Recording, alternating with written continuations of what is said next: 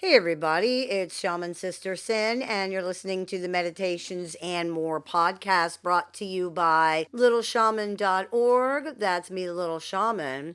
Just wanted to remind everybody that transrelational healing is available on Amazon and on littleshaman.org, so you can get your copy today. Today, I wanted to talk to you about something that is unfortunately very common when dealing with narcissists, and that is the toxic hope that people hang on to that the relationship or the situation will somehow get better.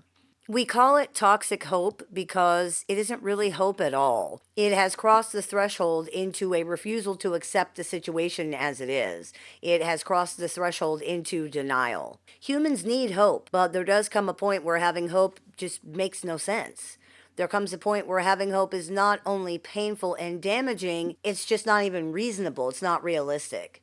It's hard to believe that there are people who don't change or grow. It's hard to believe that there are people who don't care. They just really do not care. It's hard to believe that people can create all of these problems and issues in other people's lives, even in their own lives, and not just refuse to do anything about them. They don't even see it. It's hard to accept that someone can say they care about you and even seem to care about you at times, but still not do anything to try to change behavior or mindsets that have destroyed relationships and caused you and others and even themselves so much harm and so much pain. Unfortunately, it doesn't matter how hard these things are to believe or to understand because sometimes they're true. That means we have to believe them and we have to understand the reality of them, because if we don't, then at a point we're only going to be hurting ourselves. This is the case with pathologically narcissistic personalities. Yes, narcissists can be very good at presenting themselves as something they're not, especially at first and for short periods of time. But at a point, we know what they are. At the very least, we know what they're not, that they're not what they claim to be. It's true that accepting how and what they really are is not easy. But if we can't do that, we're going to keep expecting things from them that they are not willing or perhaps even capable of giving and doing. The hard truth is that there is no hope with narcissists.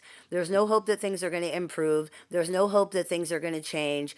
They don't see a problem with how they are. They don't see any connection between their behavior or mindsets and the problems that follow them everywhere for their entire lives, and they don't think they should have to do anything.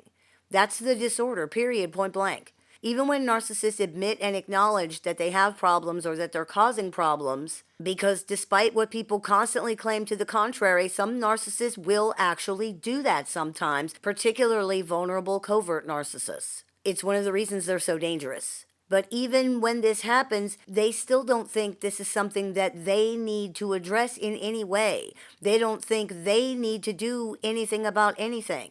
Everything is still just everybody else's fault and everybody else's problem to deal with. The reality is that you can threaten them with no contact and ending the relationship or losing their job or whatever, some other adverse consequence. You can drag them to family or marriage counseling. You can convince them to take medication. You can force them into one-on-one therapy. You can send them to jail. You can do whatever you can do, and still none of it will matter if they refuse to see the problem and or refuse to do the work. And they refuse. This is part of what qualifies them to be called narcissists. It's how the disorder works. It's the reason the prognosis for pathologically narcissistic personalities is so poor. You just cannot do anything with someone who refuses. It's that simple and it's that final.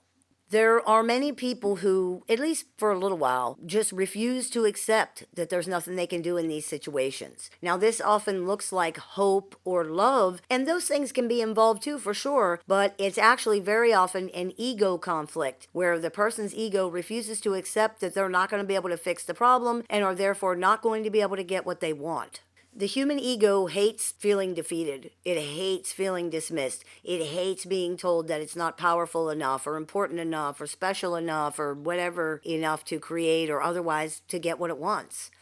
It will rage against these things to try to avoid them, to try to ignore them, try to get around them, try to deny them. In some ways, that's all relationships with narcissists are. The constant battle of their ego interacting with somebody else's ego.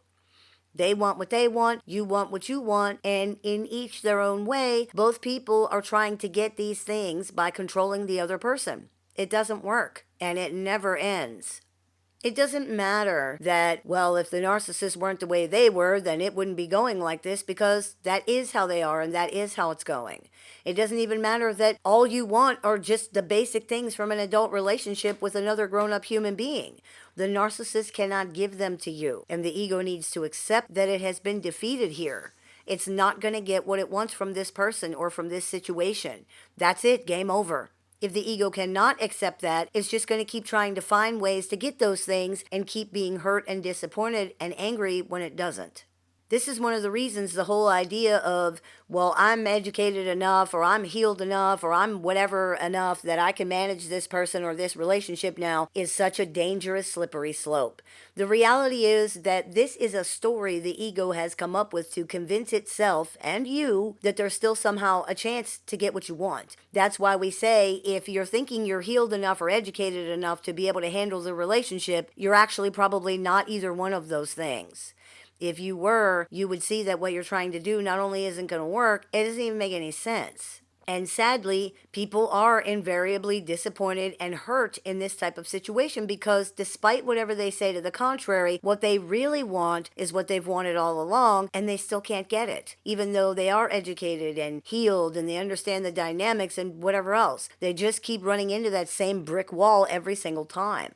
This is not going to change because the road that they're on is a dead end. There's nowhere else to go. The ego needs to learn to accept that and to get past it. Otherwise, it's sentencing itself and you to a very hard time for no real reason because it can't do anything to change the situation. With narcissists, you only ever win battles. You never win the war because the war does not end. Even the battles you win amount to nothing in the end because it's like starting all over again every single time. It's like the old trench warfare. They're in a trench on one side, you're in a trench on the other side. Sometimes you force them one trench back and then you occupy their main trench for a while, and then sometimes they force you back and occupy your main trench for a while, but nobody ever actually advances. It doesn't get anywhere. It's just furious battles and endless energy spent hopping back and forth within the same 20 feet of space forever. Unfortunately, people are often so focused on the battle and getting into that other trench that they don't realize it's the same one every single time, and they never get any further than that no matter how hard they try. Realize it now. Step back and really look at the situation. See it for what it is and accept what you see. There really is no other choice in the end because reality will not be denied. It will continue to assert itself over and over again until you see. The reality here is when you're dealing with a pathologically narcissistic personality, you are at war, whether you realize that or not. It's a pointless war that you don't need to fight, that you're never going to win, and you're only fighting it because you didn't know that. Get out of the trenches. There are better ways to live. I hope that clears a few things up for you. As always, I look forward to your comments, questions, and suggestions, so please keep those coming. I take appointments online, over the phone, via text, via messenger, via email, and through Skype for clients worldwide. So if you're interested in speaking with me one-on-one, you can visit littleshaman.org to do that. I teach workshops, clinics, seminars, and courses throughout the year. So if you're interested in seeing what we're running this month, you can visit littleshaman.org to do that. If you're interested in joining our support group with access to exclusive content, weekly support meetings, and more, you can visit littleshaman.org to do that as well. You've been listening to the Meditations and More podcast brought to you by littleshaman.org. That's me, Little Shaman. May the Great Spirit bless you. Have a beautiful day.